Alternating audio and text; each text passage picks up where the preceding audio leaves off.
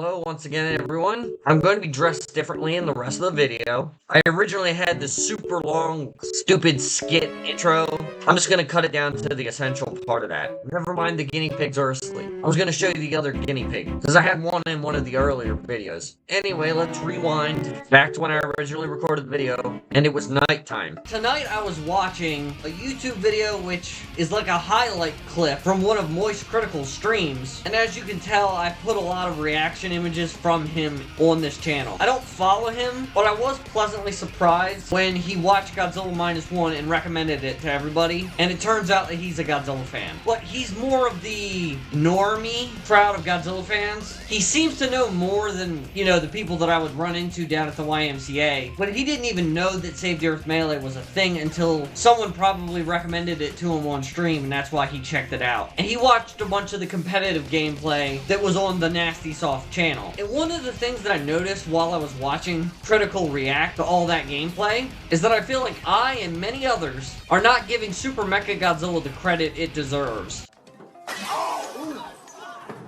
Don't you ever in your life! Mechagodzilla 2 is awesome, and I feel like a lot of that's off the back of the original Pipeworks trilogy. If you were a kid and you didn't imitate his intro, you're either lying or forgetful. Either way, I want to check out his monster manual. I don't remember any of it because I went over it, but it's also been a couple days. I believe yesterday, and yes, I did record this video way in the past, but yesterday I think they added in the factions, and so Super Mechagodzilla is undoubtedly going to be part of the Global Defense Force, Earth Defense Force, JSDF, whatever it's going to be called in this game. Although I imagine they're just going to continue it as the Global Defense Force. But I want to see what secrets lie in here. I know the shock anchors are part of his gameplay now. I don't think he has missiles, which he didn't really have in the original film to begin with. So if there's only so much moveset space that you can devote to his old moves, I feel like the shock anchors take precedence over generic missiles. And the shock anchors have a gameplay facet where they drain energy from the opponent once they hit. And I think they're fixing all the sound effects, which always bugged me, just because as a kid I knew the sound effects were different in the movies than they were in the games. I have other things to say, but let's just get into it. We've got a good image just to start. I know it's kind of lame, but I skip over the bios. I appreciate that they're trying to give them a little bit of story, and I'm pretty sure the original Pipeworks games had these, so they're just continuing that, but I'm really not interested in them, to be 100% honest. Oh yeah, they also added in the statistics. It's nice that they give an actual number for the health points, and I'm sure that'll change if they have to patch anything. The gameplay that Moist Critical watched, Destroya, was definitely really good. He kind of ragged on Super Mechagodzilla. Super Mechagodzilla seems like a little bit more of a technical character, just based on the gameplay I watched. He's got 10 out of 10 weapons. If that isn't accurate to the movie, I don't know what is. For some reason, the word heavyweight made me think, damn man, I sure do hope they give him his stomp effects from the Heisei movies, because then it would just be fun to run around with him. Anyway, let me keep reading. Oh, he's a far cry from the Save the Earth version. Yeah, he did only have the plasma grenade. Although I will say I like the plasma grenade in Save the Earth. Dev Team, you have your work cut out for you with everything. Every character in this game can be better. Over a year, damn. Thank God they're reducing the amount of jet moves. It was boring as shit. Oh, it can be angled. That's good. Don't know what you'd use that for in a casual setting, but I'm sure the competitive players will find a way to make it useful. Oh, thank God he has his mouth cannon. Although reading the name now, all I can think of is the move that Frank West has in Tatsunoko vs. Capcom.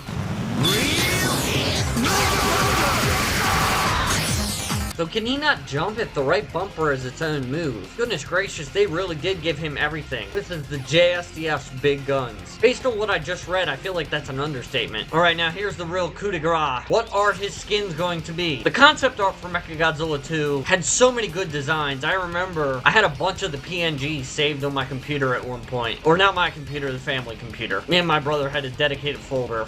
Based. Anyway, let's see what of them actually made it into the game. Okay, thank God the Pipeworks version is in the game. It doesn't say anything like this, but why can't I shake the feeling that Rust Bucket is a reference to one of the IDW comics? I'm not surprised there's a black version. Manga, thank God. Obscure references for the win. I don't know anything about Eva, so pass. Okay, there's one. They have the red Super Mechagodzilla based on the concept art for Godzilla vs. Mechagodzilla 2. Special Kaiju Ops. It doesn't say it, but if I remember correctly, there was a concept art that had camouflage on it. So I guess that's kind of two of them. Last classic destroy all monsters melee, classic save the earth. There's only 2 spots left, but I have some thoughts. First one I want to talk about is Godzilla Unleashed Mechagodzilla 2. The other 2 designs from the Pipework trilogy are in there, but it feels like the Godzilla Unleashed model is different enough from the other 2, and the actual model to warrant including it. I don't have a source. Nice arguments. Why don't you back it up with a source? My source is I made it the hell up. I just realized the Rust Bucket variant is from the alternate timeline where the fire in the engine room was not put out. The other costume I think you could put on the Super Mechagodzilla, although I'm not sure, would be Cybersaur from the Dark Horse comic books. This isn't a fully fleshed out thought, but my gut is telling me they could do this. Do they have the motivation to do that? Maybe not, but it would be neat. Also, just while we're on the subject of comic book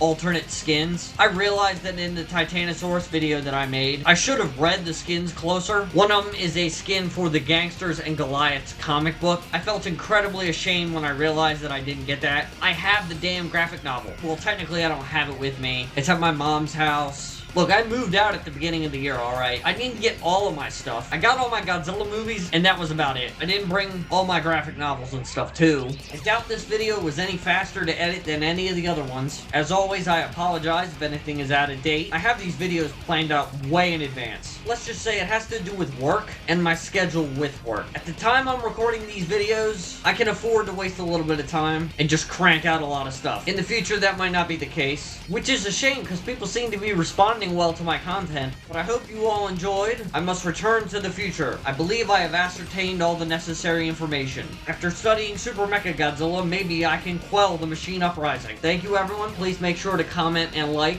Subscribe if you want to have the experience of disappointment that I will inevitably feel when I can't regularly upload. But all of you have a good day, and thanks for watching.